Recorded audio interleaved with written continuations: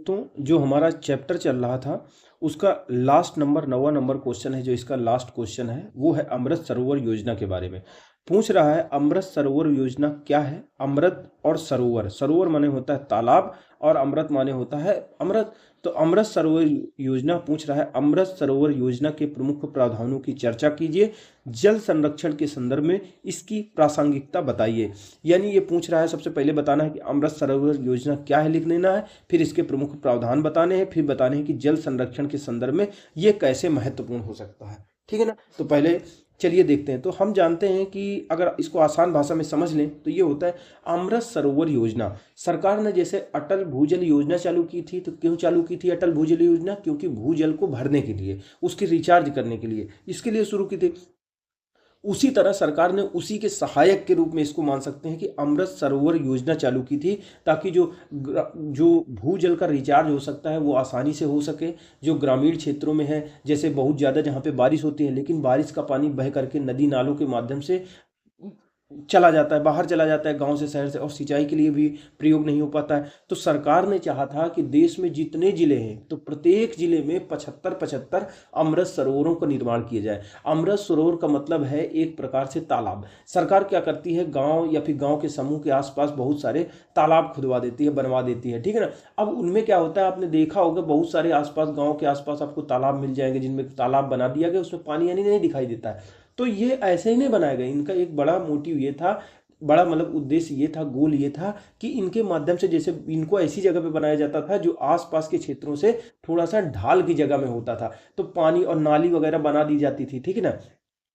तो आसपास से जो ढाल वाला क्षेत्र होता था तो वहां पर पानी बह भर कर जो अन्य क्षेत्रों में होता था इनमें इकट्ठा हो जाता है और इसके बाद में भरा रहता है। तो इसका उपयोग 3-4 तरीके से कर सकते हैं। पहला उपयोग ऐसे क्षेत्रों में कर सकते हैं कि जैसे बाढ़ का पानी खेतों वेतों में नहीं रुकेगा, फसल बर्बाद नहीं होगी, नाली वाली डूबेगी नहीं, रोड वोड डूबेगी नहीं, तो और ऐसे क्षेत्रों में क्या होगा, बाढ़ का पानी जो हमारा होगा भर जाएगा ऐसे तालाबों में, और उस पानी का हम उपयोग सिंचाई कामों में कर लेंगे। ठीक है ना, सिंचाई के लिए कर लेंगे, जल संरक्षण को दूर कर, जल संरक्षण के लिए कर लेंगे, वहाँ मछली पालन करने के लिए कर लेंगे। ठीक है, जलीय कृषि कर सकते हैं। उसका प्रयोग हम किस चीज़ के लिए कर सकते हैं, जो हम बनाएंगे, ठीक है, वहाँ फलदार वृक्ष भी लगा देंगे अमृत सरोवरों के आसपास। उसके साथ साथ ये जल होगा, अंदर अंदर रिसेगा इसका पानी और जाएगा ज़मीन के अंदर, और जो हमारा ग्राउंड लेवल वाटर होता है, ज़मीन के अंदर का पानी होता है, उसको रिचार्ज कर देगा, उसको फिर से भरेगा। तो इसके उद्देश्य से इसको शुरू किया गया था। तो चलिए शुरू करते हैं। किताब में हमारे क्या दिया हुआ है आंसर, जल संचय यानी जल को संचय करने के लिए और उसके संरक्षण के लिए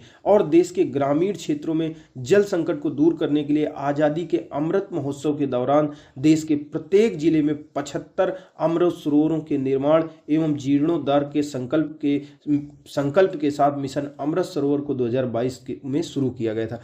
यानी जो अमृत सरोवर यानी जो अमृत मिशन अमृत सरोवर की शुरुआत सरकार ने 2022 में किया गया था। इसका लक्ष्य ये रखा गया था कि प्रत्येक जिले में 75 अमृत सरोवरों का निर्माण करेंगे, या फिर पहले से हैं तो वहां पे जीर्णोद्धार करेंगे। इसके संकल्प के साथ हुए थे, ताकि इससे क्या होगा, जल का संरक्षण होगा और देश के जल संचय होगा, उससे जल संरक्षण होगा और देश के ग्रामीण क्षेत्रों में जल संकट को दूर कर सकेंगे।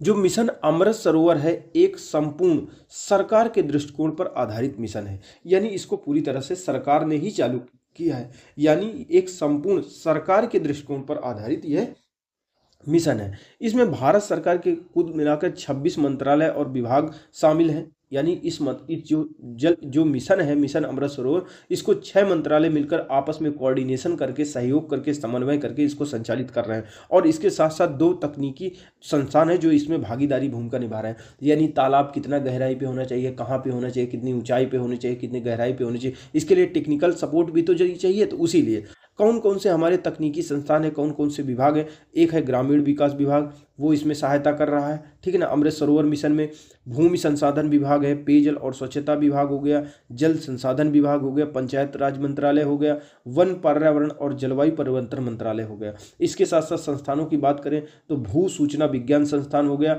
भास्कराचार्य राष्ट्रीय अंतरिक्ष अनुप्रयोग संस्थान हो गया। इन्होंने मिलकर सहायता की है, आपस में समन्वय से, कोऑर्डिनेशन से, कोऑपरेशन से इस मिशन का संचालन यानी मिशन अमृत सरोवर का चालू किया जा रहा है, यानी लागू किया जा रहा है, इसका क्रियान्वयन किया जा रहा है।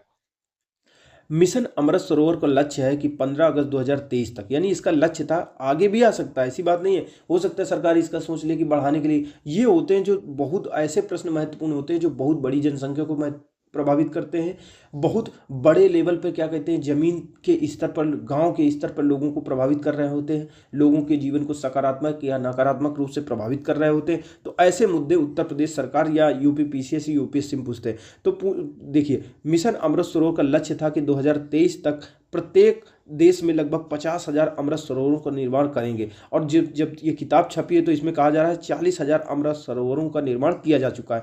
हो सकता है सरकार इस लक्ष्य को और बढ़ा दे और अमृत सरोवरों का और निर्माण किया जाना रहे, ठीक है ना। अमृत सरोवर जल निकायों के कायाकल्प, इससे क्या होगा, जो जल निकाय होते हैं, वाटर बॉडीज होती हैं, उनका कायाकल्प हो सकेगा।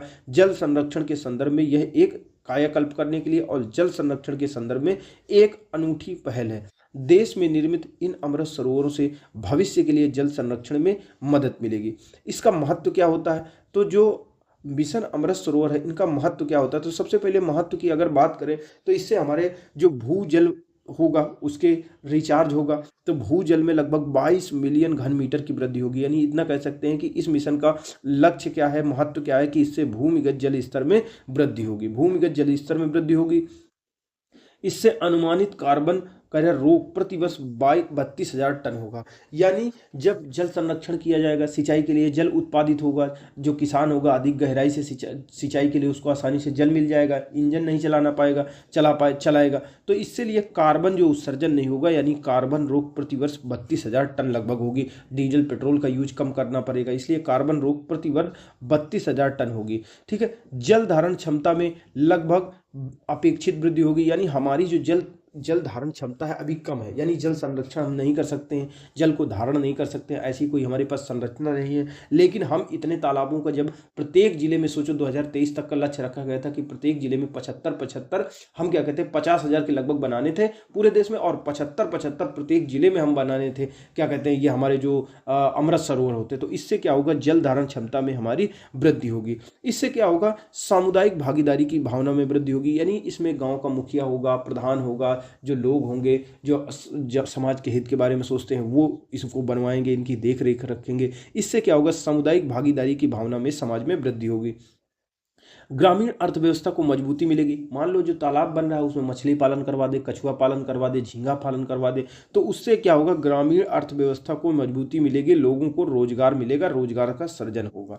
इस प्रकार से देखें तो जन भागीदारी मिशन, जो जन भागीदारी मिशन है, जनता इसमें शामिल है, जन भागीदारी आधारित मिशन अमृत सरोवर का केंद्रीय तत्व है। यानी जो जन भागीदारी है वो अमृत सरोवर का केंद्रीय तत्व है, इसलिए इसमें सभी स्तरों पर लोगों की भागीदारी को शामिल किया गया है। मिशन के आरंभ से ही अमृत सरोवरों की आधारशिला का नेतृत्व, यानी जब मिशन चालू किया गया था तो आधारशिला जो रखी जाती थी उसमें नेतृत्व कौन रखा जाता था, कोई स्वतंत्रता सेनानी थे उसके नाम पर इसको शुरुआत किया जाता था, कोई शहीदों के परिजनों के नाम से उद्घाटन करवा दिया जाता था, उनके नाम पर इसकी स्टार्टिंग की जाती थी, कोई पद्म पुरस्कार विजेता है उससे सम्मानित व्यक्ति है उसके नाम से इसको शुरू किया जाता था, या उसको अगुवा बनाया जाता था, अथवा ग्राम पंचायत का सबसे वृद्ध व्यक्ति, सबसे सम्मानित व्यक्ति के हाथों में इसके प्रबंधन का, भागीदारी का, इसके अधिकार दे दिया जाता था। इससे क्या होता था, अच्छा काम होता था। भाई आप कोई भी काम गांव में कर रहे हो वो बढ़िया से सम्मानित व्यक्ति के नाम पर करोगे, डॉक्टर अंबेडकर साहब के नाम पे कर लो या फिर बड़े कोई महापुरुष के नाम पे कर लोगे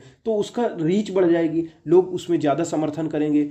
जो भगवान के नाम पे कोई कभी कभी कर देते हैं कोई लोग, ठीक है ना, गांव के बुजुर्ग आदमी के नाम पे कर दो, कि किसी क्या कहते हैं, जैसे कोई सेना में कोई अधिकारी शहीद हो गया उसके नाम पे कर दो, तो इनके नाम पे लोग ज़्यादा शामिल होते हैं। तो इसके लिए किया गया था, यानी जन भागीदारी इसका केंद्रीय तत्व है। इसीलिए इस मिशन की शुरुआत की जब आधारशिला रखी थी तो स्वतंत्रता सेनानी के नाम से, शहीदों के परिजनों के नाम से, पद्म पुरस्कार सम्मानित व्यक्ति के नाम पे, इसके नाम के हाथों में दिया गया था। अमृत सरोवरों के निकट पर्यावरण हितैषी एवं छायादार वृक्ष जैसे नीम, पीपल, बरगद इत्यादि का भी रोपण जन भागीदारी से किया जा रहा है। मिशन अमृत सरोवर एक बहुउद्देशीय स्वरूप वाला मिशन है। इस मिशन की पूर्णता से जल संरक्षण होगा, जल संचय होगा, वनीकरण को बढ़ावा मिलेगा, भू जल संरक्षण होगा, ठीक है, जो जमीन के अंदर का पानी है उसका संरक्षण होगा, पर्यावरण का उन्नयन होगा, पर्यावरण हमारा ठीक होगा, इन सब चीज़ों का लाभ प्राप्त होगा। इसके साथ ही अमृत सरोवरों के निर्माण से ग्रामीण अर्थव्यवस्था भी मजबूत होगी।